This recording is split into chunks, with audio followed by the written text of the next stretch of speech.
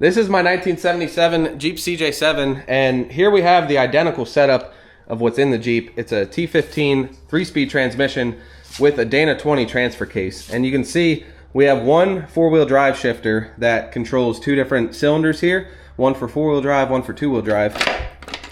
And notoriously there is a lot of slop in here. The linkage can get bound up.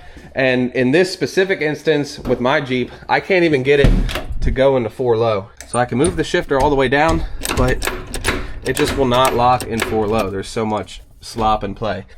While I could probably replace all the different bushings and pins and everything like that, we are opting to go with the twin stick conversion kit. This is a kit made by JB Custom Fab, and you get 2 sticks, hence the twin stick. So each drive mode gets its own lever, one for 4-wheel drive and one for 2-wheel drive. Also comes with all the hardware, and then here's going to be the shift pattern when it's all said and done. Obviously all the work needs done on that transfer case, but I'll also be doing it on this one just to give you guys a visual aid because it is kind of tight in there. Let's check it out.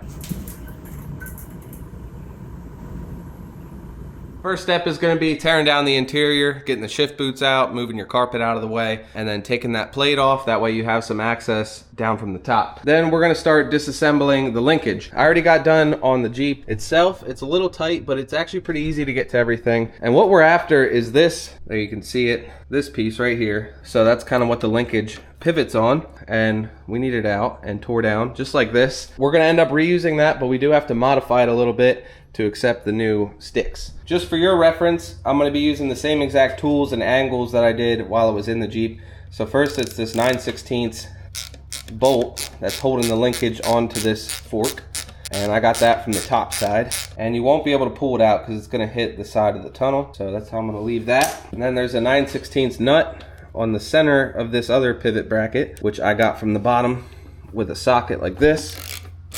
And then honestly, the hardest part of this whole deal was getting these stupid cotter pins out. You gotta wrestle them a little bit, but luckily you can spin them around to wherever you can get an angle to grab them. That was the most time consuming part of the whole thing for me. You don't need to do all of them, just the very rear ones that are connected to the cylinder.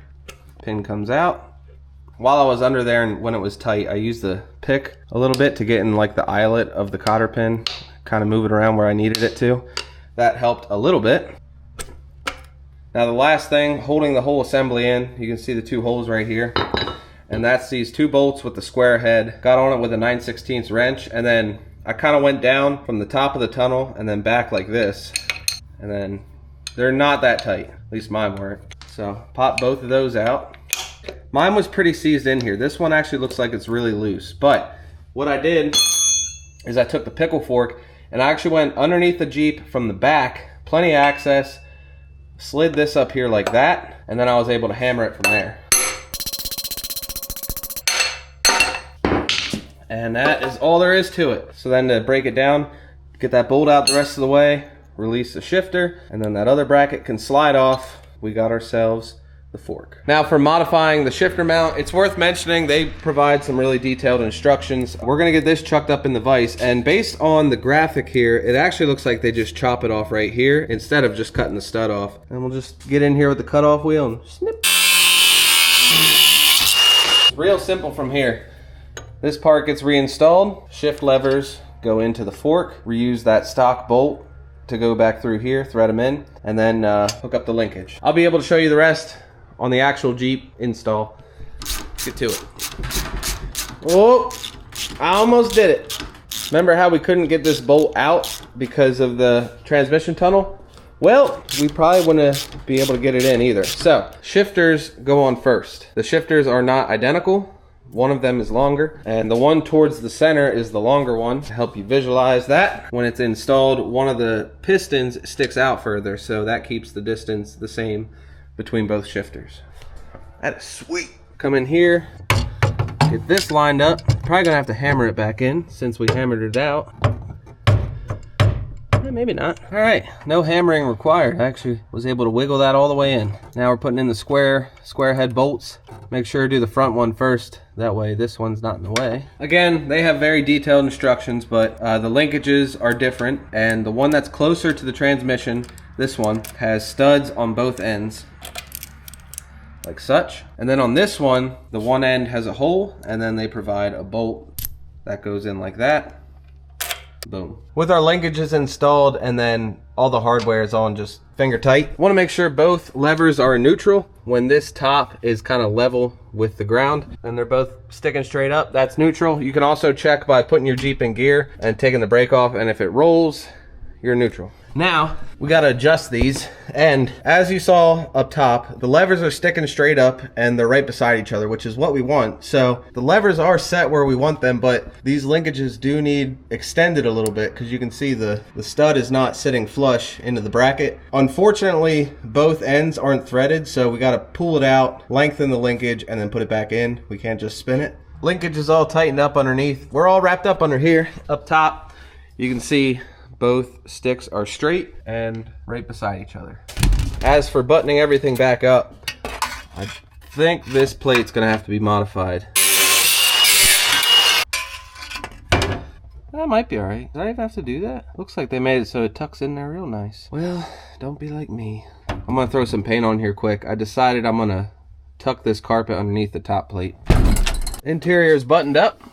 Twin stick install complete. So if we look here, so we'll put both sticks in neutral here.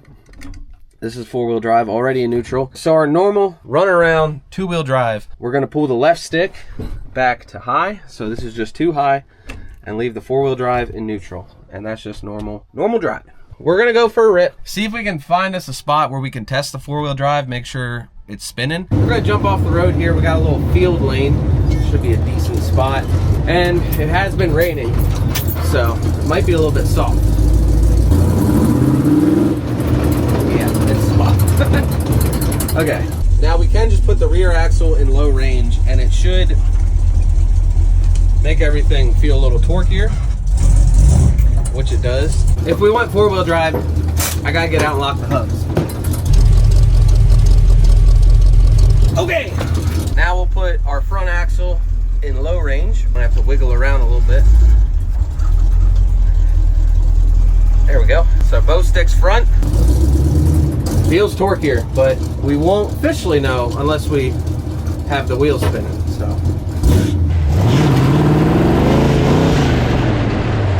I think that was 4-wheel. All right. Yeah, I think we're in good shape. Oh, the fucking e-brake was on that whole time. Let's see if I can visually see the front turning.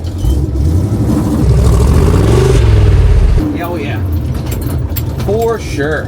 All right, we got 4 low. I already knew I had 4 high, so I'm not worried about testing that. We're good.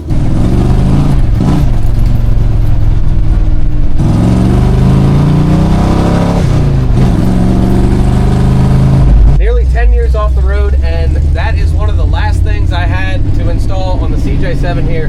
So next time we're taking the Jeep and we're bringing John and his 1980 Ram Charger. We're going off-roading and we're gonna do some testing. So that is gonna wrap it up for this one, guys. I hope you enjoyed it. I hope it helped. If you're doing a twin stick conversion, let me know what you think about it. But take it easy. I'll see you in the next one.